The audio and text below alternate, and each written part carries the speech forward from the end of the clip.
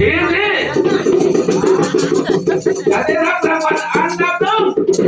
เอาแล้วขอบคุณครั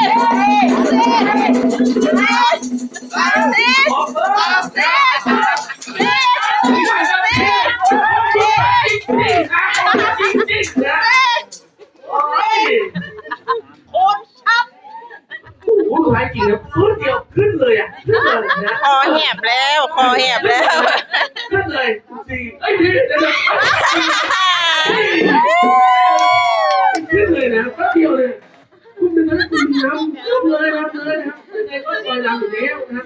ในกลุ่มนี้มาเฉียดฉิวเลยนะครับคะแนนรอบสุดท้ายจริงนะครับทีมที่ได้รับรางวัลอันดับหนึ่งนะครับ590คะแนนนะครับตอนนี้เหลือทีม3กับทีม4เลยก็ต้องยอมรับเขานะต้องยอมรับเขาจริงๆนะครับลงมือแล้วอันดับหนึ่งนั่นคือทีมสามได้แล้วพอไปแล้ว ทีม4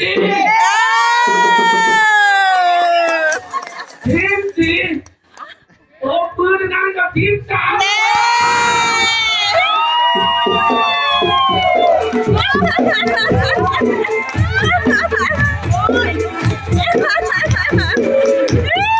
เราได้กินขนมโบ๊ทยังวะ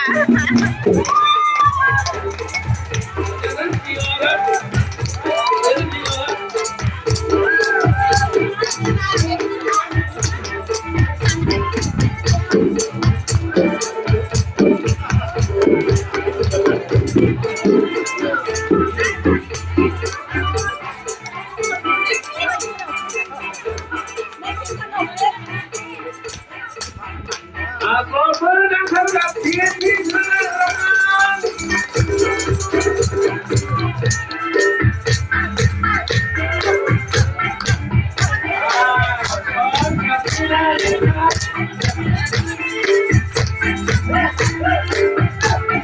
ขนมโบ๊ทมาเอานะ